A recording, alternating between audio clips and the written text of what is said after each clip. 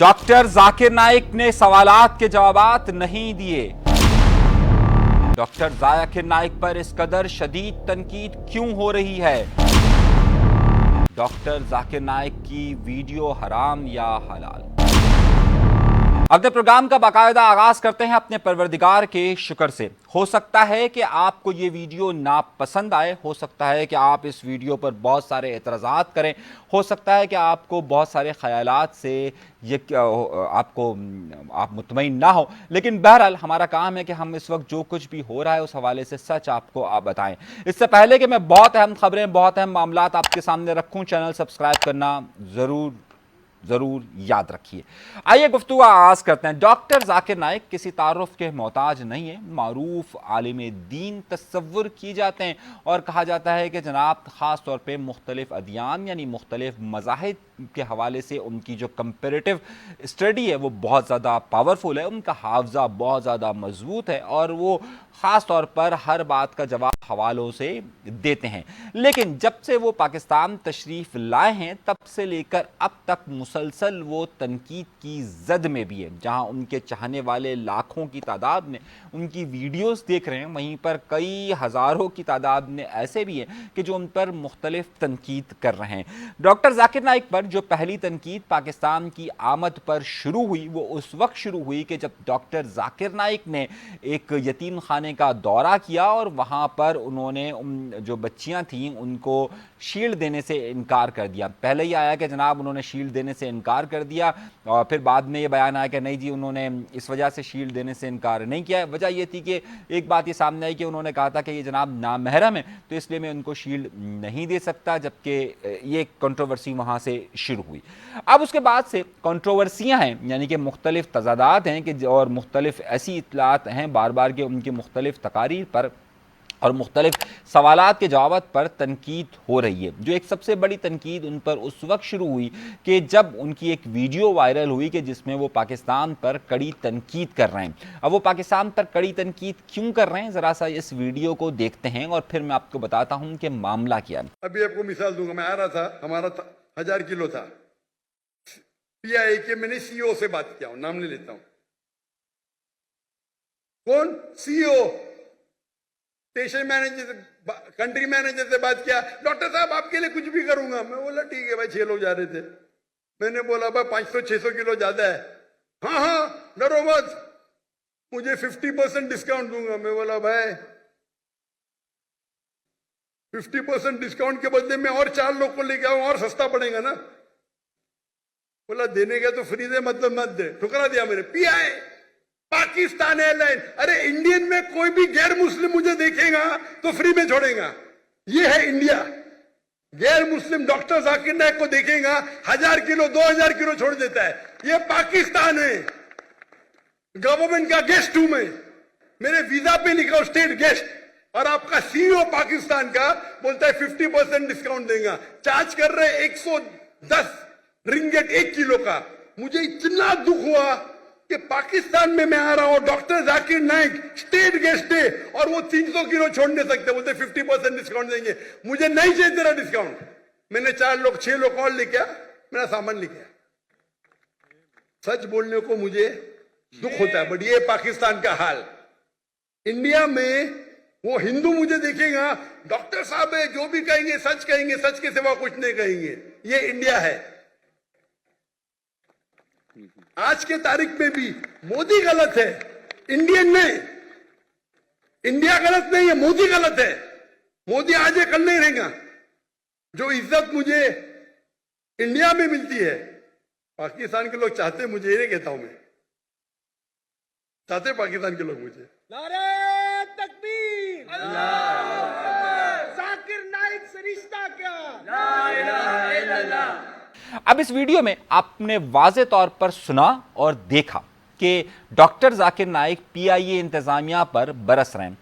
सबसे पहले इस बात को समझने की ज़रूरत है कि जब आप गवर्नमेंट के यानी कि आप स्टेट गेस्ट होते हैं तो स्टेट गेस्ट होने की सूरत हाल में आपको तमाम चीज़ें यकीनी तौर पर माफ़ कर दी जाती है, लेकिन बहुत सारी चीज़ें आपको माफ़ नहीं की जाती है। स्टेट गेस्ट के हवाले से आपके साथ जो साजो सामान आता है उस पर काफ़ी تھوڑی سی پکڑ بھی ہوتی ہے, اور آپ کیونکہ ایک کمرشل فلائٹ سے آئے ہوتے ہیں, آپ اپنے پرائیویٹ جیٹ میں نہیں آئے ہوتے, تو تمام چیزیں لے جانے کی آپ کو اس طریقے سے اجازت نہیں ہوتی ہے. خاص طور پر یہ الزام یہ عائد کر رہے ہیں کہ جناب ان کے پاس جو سامان تھا وہ 1000 کلو گرام تھا. آپ نے خود سنا ہوگا 1000 کلو گرام ایک بہت بڑا وزن ہوتا ہے, اور یہ پی آئی اے کے سی او کو فون کرتے ہیں اور کہتے ہیں کہ جناب یہ میرے پاس 1000 کلو کا وزن ہے, اور 1000 کلو کا وزن ہے اور اسے مجھے جانے دیں. اچھا, وہ جو پی آئی اے والے ہیں وہ یہ کہتے ہیں کہ بھائی آپ صحیح ہے اسٹیٹ گیسٹ ہیں, لیکن میں آپ کے لیے یہ کر سکتا ہوں کیونکہ آپ کے پاس سامان بہت زیادہ اضافی ہے, عام طور پہ 30 کلو 100 کلو تک سمجھ میں آتا ہے, لیکن آپ کے پاس 1000 کلو وزن زیادہ ہے, تو میں کم از کم یہ کر سکتا ہوں کہ اتنے وزن کو ظاہر ہے تھوڑا سا تو چیک اینڈ بیلنس ہوتا ہے, بھائی میں 500 کلو کا آپ سے چارج کر لیتا ہوں, 500 کلو آپ کو چھوڑ دیتا ہوں. تو ذاکر نائک اس بات پر غصے آ جاتے ہیں اور وہ کہتے ہیں میں ذاکر نائک ہوں, میں کہیں پر بھی چلا جاؤں تو مجھے دیکھ کر ہی لوگ چھوڑ دیتے ہیں, تو آپ مجھے کیوں نہیں چھوڑ لے. اور اس کے بعد وہ 4-5 لوگوں کا انتظام کرتے ہیں, یعنی کہ ادھر ادھر سے پکڑتے ہیں اور کہتے ہیں بھائی 100 کلو تمہارا 100 کلو تمہارا. وہ اس ویڈیو میں اعتراف کر رہا ہے. دیکھیے بھائی, بہت سارے لوگوں نے کہا کہ یار ذاکر نائک صاحب کے ساتھ ایسا سلوک نہیں ہونا چاہیے تھا.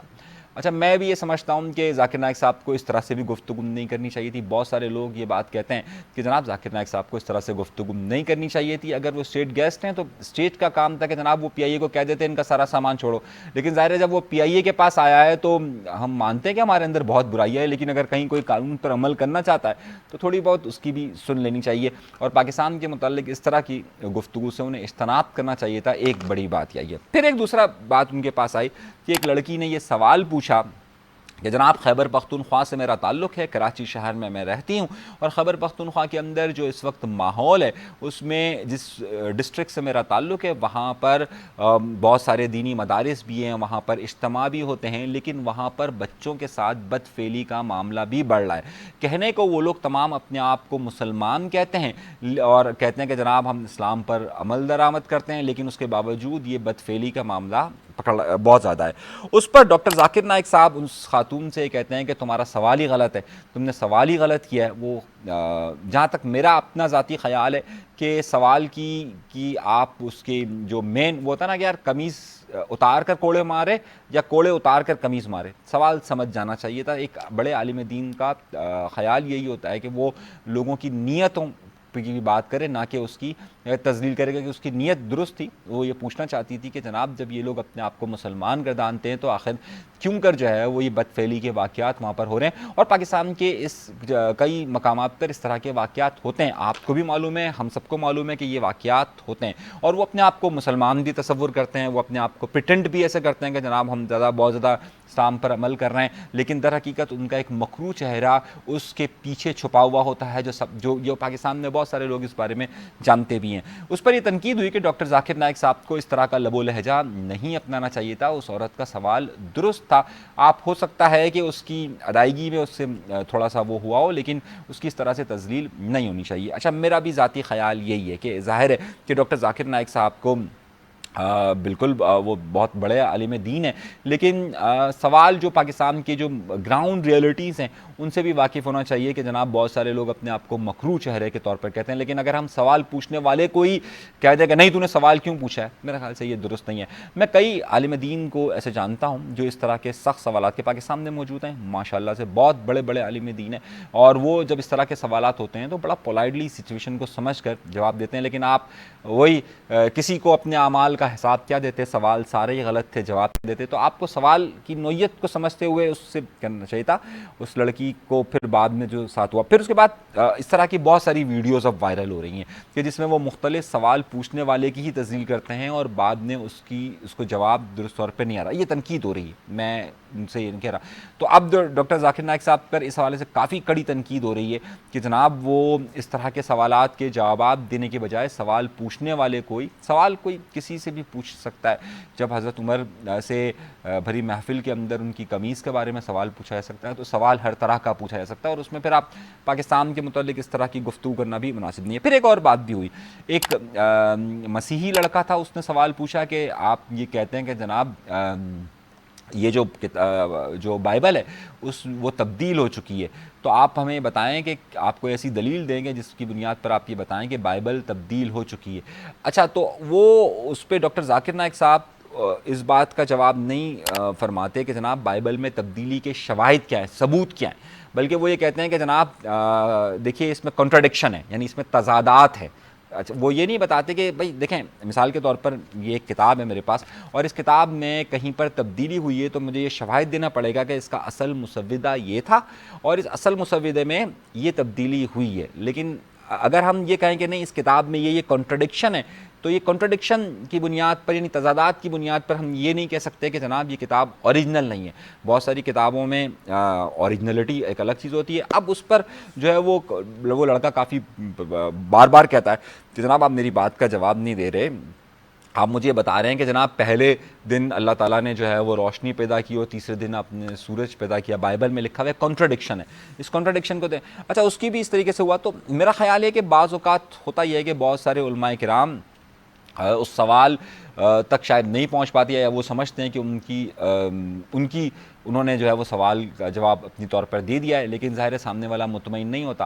اب وہ سامنے والے کو مطمئن کرنا بھی سوال کا جواب دینے والے کے لیے ضروری ہوتا ہے، لیکن اگر وہ مطمئن نہیں ہوتا تو وہ ایک الگ بات ہے۔ تو اس پہ بھی بہت سارے لوگوں نے کہا کہ دیکھیے جی وہ بات کے جواب نہیں دے۔ اچھا کیونکہ عالم دین ہے وہ اپنا ایک پوائنٹ آف ویو رکھتے ہیں، وہ اپنا ایک نقطۂ نظر رکھتے ہیں اور ان کے بہت سارے چاہنے والے ہیں، وہ خود بتاتے ہیں کہ جناب ان کے کتنے چاہنے والے ہیں۔ تو میرا اپنا ذاتی خیال یہ کہ ٹھیک ہے جو ان پر اعتراضات ہو رہے ہیں، اعتراضات کرنے والوں کو بھی اس بات کا حق ہونا چاہیے کہ وہ اعتراض کر سکے۔